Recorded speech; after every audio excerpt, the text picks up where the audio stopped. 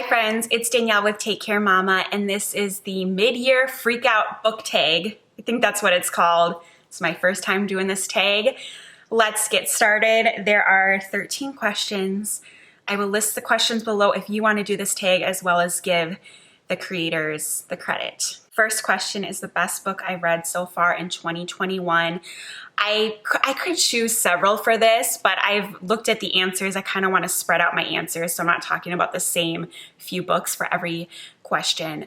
So for this one, the one I am choosing is An American Marriage. I love this book so much. It's contemporary fiction. It's about Black newlyweds in Georgia, present day time, and the man is accused of a crime he didn't commit and put in the prison system. And we just kind of look at what happens to their marriage as a result, their correspondence with each other, their letters to each other, their visits, and the choices they make. Is she going to wait for him, or is she going to move on with her life? They haven't been married for that long. Their marriage wasn't perfect to begin with, and it's just heartbreaking. And my favorite thing about this is nothing is sugar-coated. You don't know who to root for. You don't know what should happen. The author just lays out the three main characters out for you. Their good qualities and their not so good qualities. And it's just so realistic. Like, life is complicated and there isn't always a clear choice of who you're rooting for. We're all doing the best we can, and sometimes the best outcome is going to be really hard for some people. Oh my gosh, I really loved it. By the way, I'm going to link all the books I talk about in the description below. Okay, number 2 is the best sequel that I read so far. I have read 0 sequels. I am not new to reading. I've always loved reading, but this is the year that I'm like really doubling down on my reading. Last year I read 25 books total. This year I'm on track to read 100. Before last year, I probably read 12 books a year, which I still think is awesome. That being said, I haven't gotten around to everything yet. And I've just never really been super into series, and maybe it's because I haven't been introduced to a great one. I'm actually talking about a future read in a few questions, but I haven't read a sequel at all this year. I've only started one series as well, which is the Stephen King Gunslinger series, but that was book number 1, so 0 sequels. Okay, new release you haven't read yet but want to. I have 2 for these. Project Hail Mary. I would like to get into some good sci-fi books, and I have heard great things about this book. And then Malibu Rising. I think that it will be like a really fun summer read. I hope to get to that soon. Number 4, most anticipated upcoming release. Okay, my favorite author, maybe hands down, is Jonathan Franzen. I haven't heard him talked about on BookTube. I don't know if I just haven't found the right booktubers, or he only comes out with a book like every 10 years or so. He takes his time. So I don't know if maybe some people just haven't been introduced to him yet. I adore him. I love watching interviews with him. He seems like a pretentious asshole, and I kind of like it. He's just like a crotchety chain smoker novelist. And he writes mainly about families and the American modern family and all the dynamics. And he reminds me of John Steinbeck, just a long, lovely story.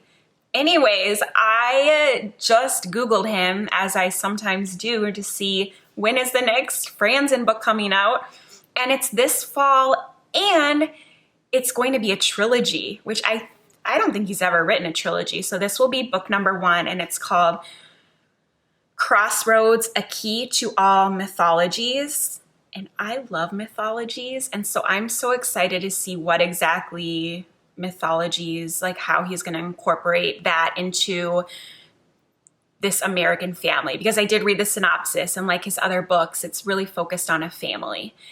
And I think I was reading, it's just this trilogy is going to span across decades looking at this single family.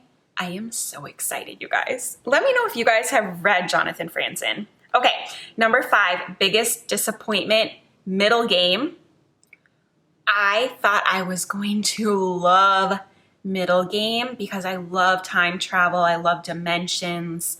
I love all of that. To me, it read YA. I don't know. It disappointed me. It wasn't bad. I think I gave it a 3 stars, but it was most disappointing because I thought it was going to be like the best book of my life that I've ever read. Biggest surprise, I think Stephen King. Before, maybe this is a little bit of a cheat because I first read Stephen King at the end of 2020.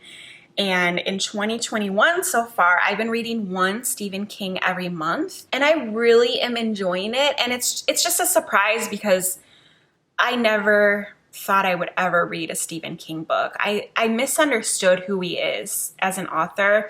I misunderstood his books, and I love them. And I also, because of that, am loving other horror books. I never would have guessed that was a genre for me. And so thank you, Mr. King. Favorite new author, whether debut or to me, this one is to me. He's been around for a while, but that's Paulo Coelho. I've read both these books so far this year, The Alchemist, which is probably what he's best known for. And then I just finished this earlier this month, The Witch of Portobello. I loved both of these. They're both based in myths, which I just talked about is something that I really appreciate in a story. And they're beautifully told. It's new age spiritual stuff, which I love. I love these books, both 5 stars. And I'm going to read more of him. Newest fictional crush. I had to think about this. I'm going to go with a character from the house in the Cerulean Sea, which if you just want, you see how I just smiled when I said that? If you just want to smile when you read a book, and that's not to say it's a happy-go-lucky book, it will also make you cry. But if you just want to smile, I think this is such a good summer book. There's a boarding school for children with special abilities, and the boarding school is meant to keep them safe from the public and to keep the public safe from them. And the boarding school director, the person raising these children, is named Arthur, and he is a treasure. There are so many good characters. Have you guys read this book? What did you think? I don't think I've ever come across someone who hated it. You know, everyone appreciates it for what it is, and a lot of people love it. Newest favorite character, I want to say maybe Uwe from A Man Called Uwe, but I'm going to talk about him in a second. So I'm going to also mention or change my answer from Elsa, or to Elsa from The Four Winds by Kristen Hanna. Another author that I'm excited about, though I've only read this one so far, I'm really excited to explore more of Kristen Hanna. This is historical fiction, and Elsa is such a strong female character. This takes place in the Dust Bowl in Texas and a migration to California during the Great Depression.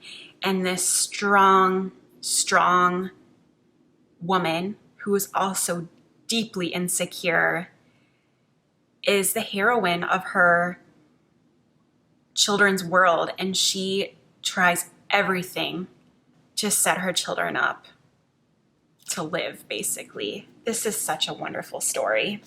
Okay, number 10 is the book that made you cry, and number 11 is a book that made you laugh. And for both of these, I'm going to take A Man Called Uwe again by Frederick Bachman. I also read, but don't have it right now, Anxious People by Frederick Bachman, and I loved both of these so much. Frederick Bachman could also have been the answer for my favorite new author to me. I love his style of writing, and both of these books made me cry multiple times, and made me laugh out loud multiple times. You get that same grin as you get in the Cerulean Sea, but these are a little more, at least for me, gut punching as well. I cried in the Cerulean Sea also, but in these two, I cried a lot. The character development he does in both of these is phenomenal. He's funny, he's witty, and I love Uwe so much.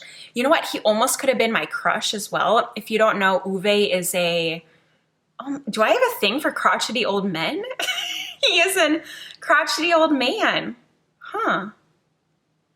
He reminds me of Luke from the Gilmore Girls. He's just crabby, but he has a heart of gold. And I love Frederick Bachman. Oh, most beautiful book. I'm reading it right now. I'm gonna go get it. Okay, this is Lisey's story by Stephen King. It's a popular show right now on Apple TV. It's been adapted with Julianne Moore. I think it's Clive Owens. I had never heard of this book before. I started watching the show, loved it, turned it off after 20 minutes because I loved it so much, and got this book because I want to read the book first. So, like, first of all, this is pretty, but what's underneath this really gets me. So I've been reading it without the jacket. Oh, beautiful, right?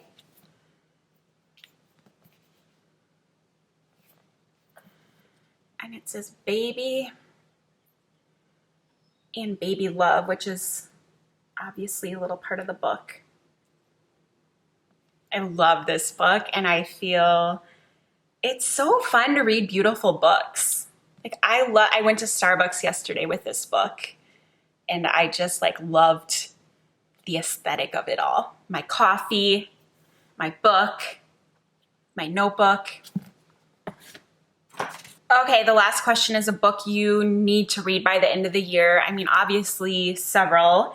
One big one that I'm excited to get to is 11/22/63 by Stephen King. This is science fiction, time travel, and historical fiction, and I'm really excited about it. Water for Elephants, which is not a new book, but a lot of people have been bringing this up to me recently. So I think it's getting a little resurgence, and I'm here for it. Another historical fiction. That's a genre I want to explore more of this second half of the year, is historical fiction and a little science fiction too. I'd like to get into more. A thriller that I haven't gotten to yet that I want to is The Death of Mrs. Westaway by Ruth Ware. I'm really excited for this one. And I think lastly, I found this at Barnes & Noble on the local authors table. And I just want to support our local authors because I hope to be one someday. And this looks awesome. So this is like a gothic thriller, which I love that genre. It takes place in Minnesota, where I'm from. Northern town in the 1980s, and there's myths in here, which I've talked about twice in this video, and it really captivated me, the synopsis. So I'm definitely going to get to this in the second half of 2021.